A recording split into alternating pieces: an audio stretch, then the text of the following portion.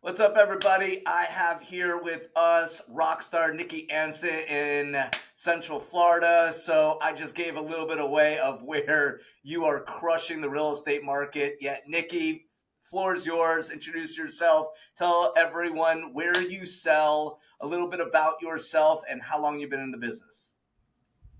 Yeah, of course. I'm here in Central Florida. I'm in the area that surrounds Disney. So second home central here in Central Florida. I've been licensed since 2014, but actually didn't start in the business until 2017. So All right. I'm a So single agent. Yeah. you're a single agent. hmm You've been in the business since 2017. hmm And what did your business look like last year? And so you and I started coaching oh, geez. All right, let's start this over. You and I started coaching in October, which was about 8 months ago. hmm And prior to that, you had been in coaching. And yet, let's look at 2024's numbers. hmm And what did your business look like in 2024? And then we'll flow into what business looks like today. Okay. Yeah. In 2024, we started to see the market slow significantly here. And I closed, I think, 44, 45 in 2024. And you could tell by the end of the year, it was starting to become quite a struggle. Inventory was up and stuff. And then this year, I've already closed like 27 at around 11 million. And the goal for this year is 65 and 25 million.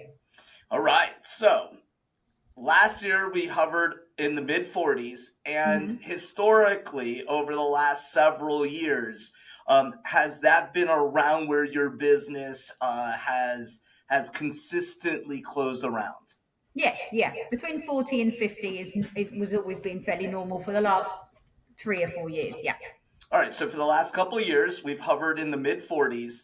And hmm this year, so you and I started coaching in October, hmm Q4 of last year.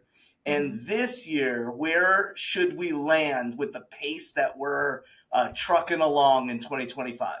We should land at 65 and 25 million. About 65 six, close. about hmm 65 closed, hmm mid 25 million. Wow. hmm Now, you're doing all the hard work. You're piecing this all together.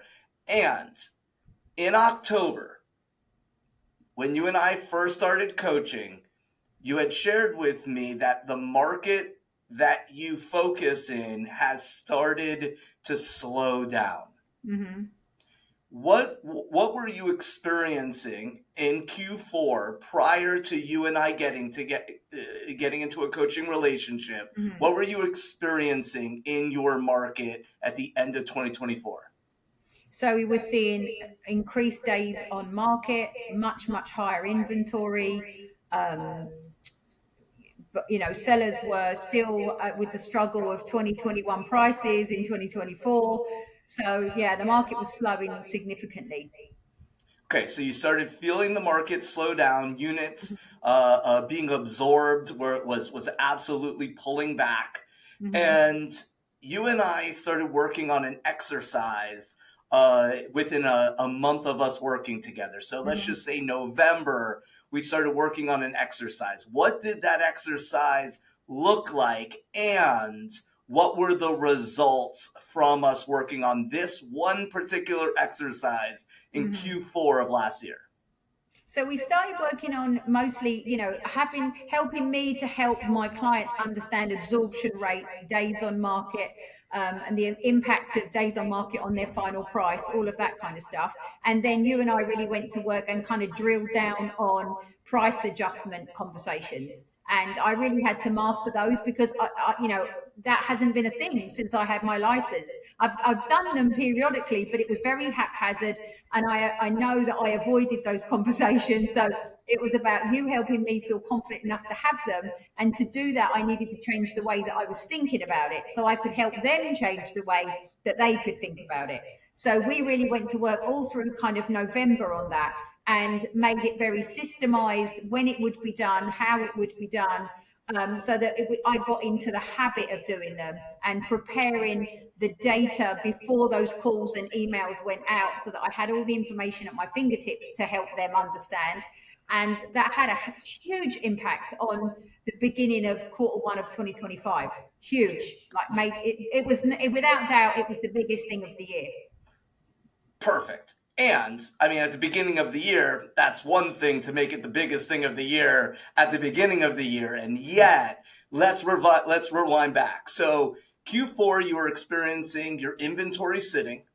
Mm-hmm. Your market was saying, based on statistics, that what's being absorbed has slowed down drastically. Mm-hmm. We looked at your inventory and conversations for each individual one of your sellers. You got comfortable in what to say. Mm-hmm. You then had the tough conversations that you and I worked on. Mm-hmm. What was the result in January from this exercise and hard work that you put in? Yeah, I mean, January was, I had 10 closings in January, which is probably the best January of my entire career. And I think that that's in sharp contrast to many of even successful agents in my market just had, most of them had no closings in January. So, and I had 10. 10 and continued with the momentum. So Yeah. remind me again where we're going to end this year and, so where we are right now, halfway through the year, where are we at year over year? I'm up, my business is up 23% year over year. All right, so your business is up compared 24 to 25, up 23%. And where is the market you service? What is the state of that market? There is 23% less closings happened year on year. So we're outpacing your market by how much? 46%. Wow. So working together, Glover, you and me building this plan together. What initially led you to getting into coaching in the first place? So I'm a single agent in a large brokerage, and I felt like the concentration of help and assistance and training is really aimed at new agents in my brokerage particularly. And I didn't feel as if there was anything helping me or helping me to teach myself how to get to the next level, how to be better, how to get more skills. So I felt like I had to go out, do some research on where I could get it for myself, and where would be a good fit for me. And I spent quite a bit of time looking at different coaching companies and different systems. And, I happened into one of Jeff's roadshow type classes. And I just thought, this felt like home to me. It felt like people were of a good mindset. There was professionalism, but realism. And it wasn't kind of too rah-rah. It was just very, boots on the ground. Everybody's in it together. It just resonated with me. And then I just got more and more interested in it, and then finally took the leap to go into coaching. And it was the best choice I could have made, honestly. I love that. And so we're having momentum. We're finding ways to navigate the changes inside of your particular market. What are some challenges that have showed up in your business this year, 2025, that weren't there in 2023 or 2024? So, yeah, I mean, I think it's more of the same. I think we're seeing inventory climbing to kind of record rates here in Florida, Central Florida. And I'm in a second home market. A great deal of my clients are overseas and absentee second homeowners. So it's a very kind of niche market. And of course, things like vacation homes and investment properties are some of the first things to go when the market gets tighter, interest rates are high, and so people are not necessarily splashing out on these kind of properties. So we have to be more and more creative to have our listings stand out against the competition, and we have to be able to have more difficult kind of straightforward conversations about, do they really need to sell this home? How are we going to make that work? And, learning to pre-qualify sellers for me, that's something we've been working on, has made a big difference. Okay, so pre-qualifying is a skill. And so Hmm. how has this skill helped you navigate 2025 more than your competition, being that you're Yeah. outpacing almost 50%? I think I've learned that, you don't necessarily, it's okay that like Jeff always says, it's okay if you don't take every listing. It's not a fit for everyone. And I would rather focus my money and my energy in a direction where we can achieve something. So I'm not going to take on unrealistic listings. I'm not going to waste my time and money from my business doing that. So that's kind of helped me then have the energy and resources to focus towards the ones that do want to. And I think that I've got out of that habit through coaching of I've got a listing versus can I sell this listing?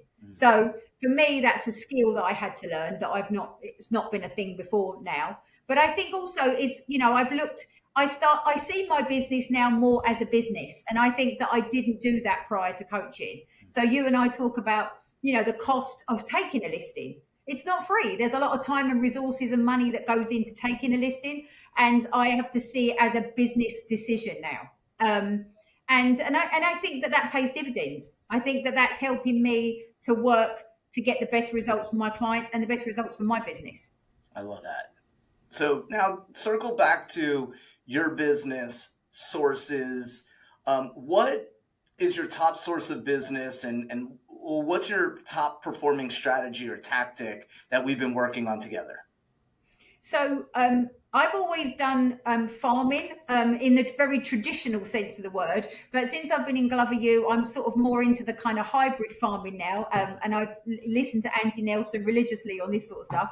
But I think one of the keys for me was you and I have talked about this numerous times, is that my dislike of the whole open house thing, and so you helped me reframe that in coaching and think about it as though I'm auditioning for sellers. And for me, that's made a huge difference, because it means that I'm showing up in my farm neighborhoods in so many different ways now: client events, print marketing, online marketing, open houses. They see me every weekend, putting out signs. They come into my open house and chat with me, and that in itself is just giving me more market share in my farms, and that's really what I'm kind of focused on: increasing my market share.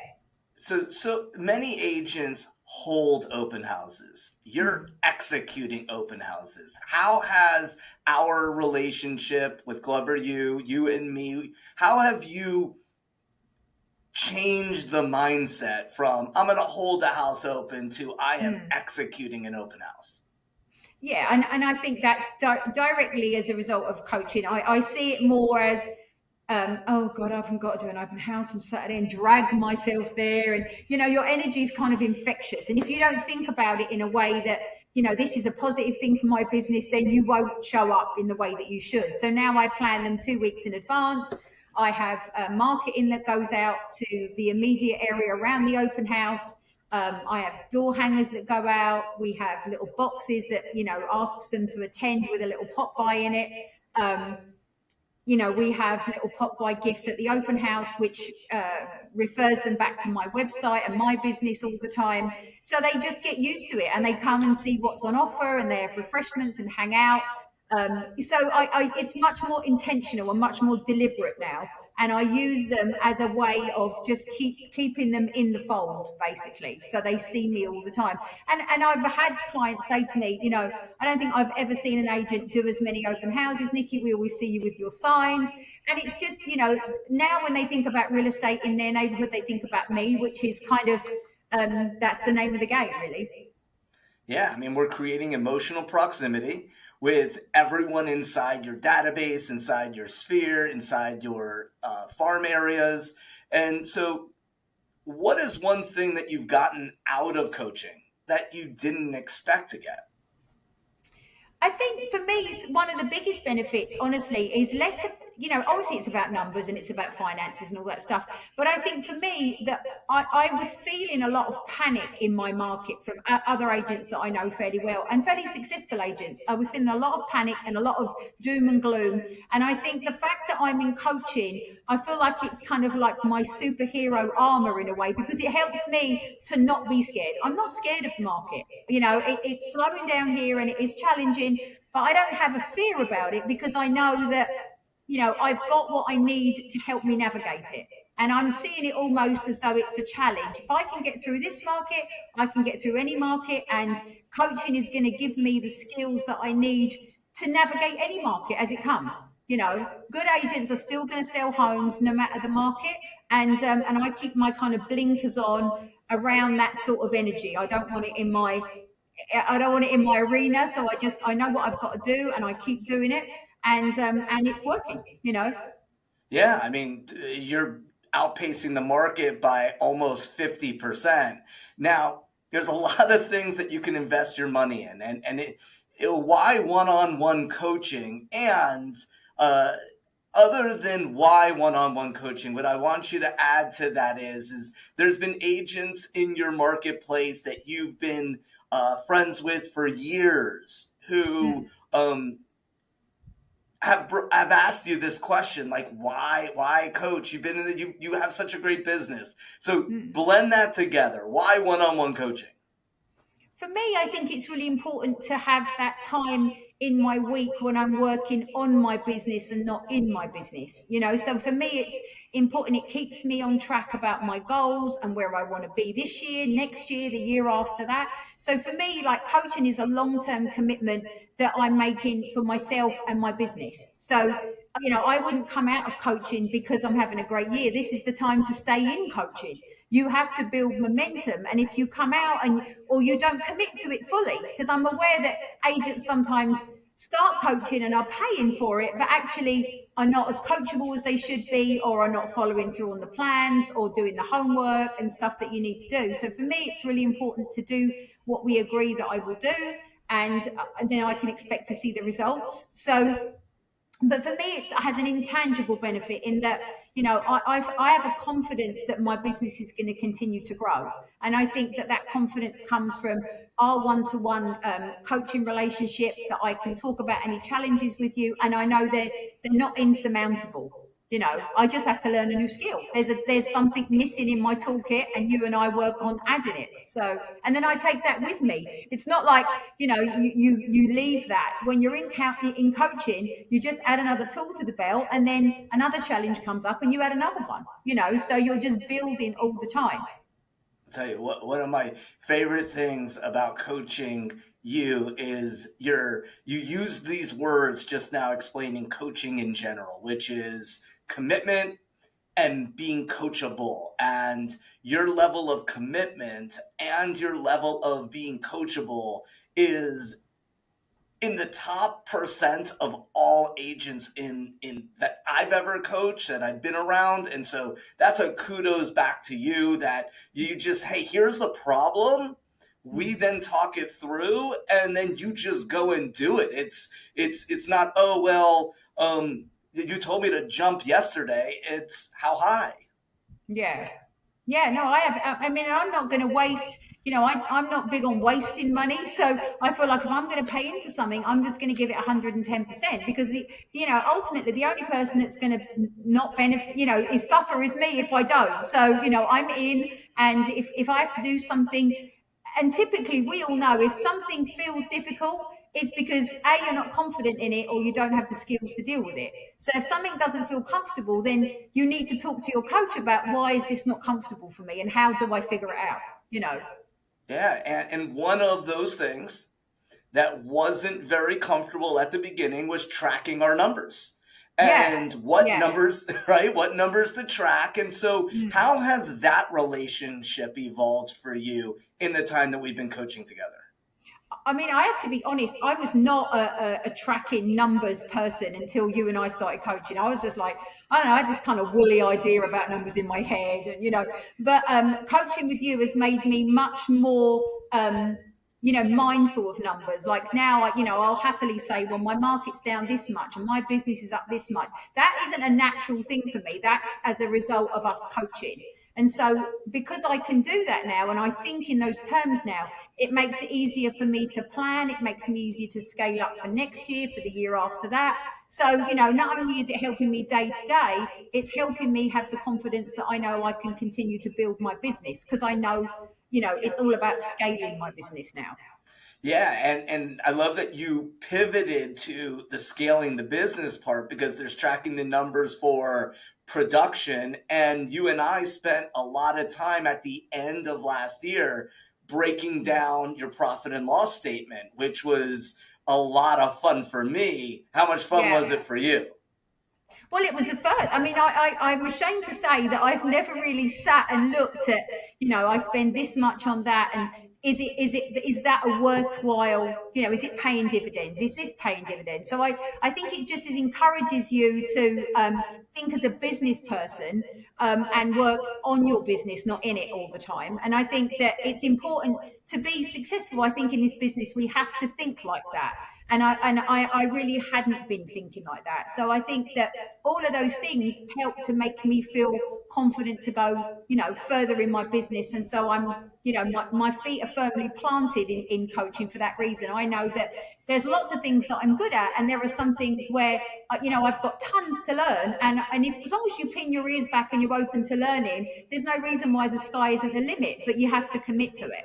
Amen. Amen. And be coachable, which you are. If there was that photo in the encyclopedia, it's Nikki Ansons. Now, last question.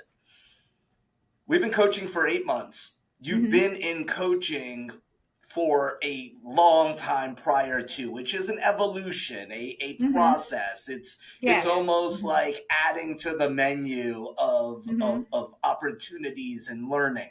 So which parts of your business and life has really been impacted the most, and how being part of Glover U and the coaching organization? I think for me, it's been it's like a number of kind of spokes to the wheel, because I think that our business is very much a hustle culture, and I think that we don't always value taking time off and looking after ourselves and that kind of thing. And I think for me, that one of the things that always impressed me about Glover U was that we all trying to live our unreal life, whatever that means to us. But you always encourage me to, like, look, if you scale your business properly, you can take time off, and you need to enjoy it. You need to take time off. It's important to recharge your batteries. And so for me, that's a big thing. I really appreciate that about the coaching process. But I think one of the things that I take away from it all the time is, I'm adding to my toolkit all the time, and every coach that I've had has helped me do that and see things differently and work on different aspects of my business. But it's really clear to me, one of the things that I really wasn't doing was learning to scale my business, tracking my numbers, and really drilling down on scripts and conversations. I knew I should, but I hadn't. And now just doing that has made a huge difference to my business. Huge difference to your business, huge difference to your natural inclination to being a businesswoman and running a profitable business. Mm-hmm. Yeah, and I think that for me, as I said, I keep mentioning that I think it's about, in a market that's retracting and people are getting a little scared and a little jumpy, they're jumping from thing to thing, and I think that that's not a smart thing to do. And I think you need to have a plan, and you need to stick to that plan, and you need to do the things. Just do the things. Get up and do the things, and if you do, then you'll be successful no matter what market you're in. And if I'm managing that in a sharply retracting market, then if you're in a balanced market, you should be more than golden. Love that. I mean, mic drop on that. Nikki, thank you so much for the time. Hopefully, those that are listening's lives can be changed, adjusted. You are a rock star. So grateful for our time together. And Nikki, thank you so much. Oh, it was great. Thank you.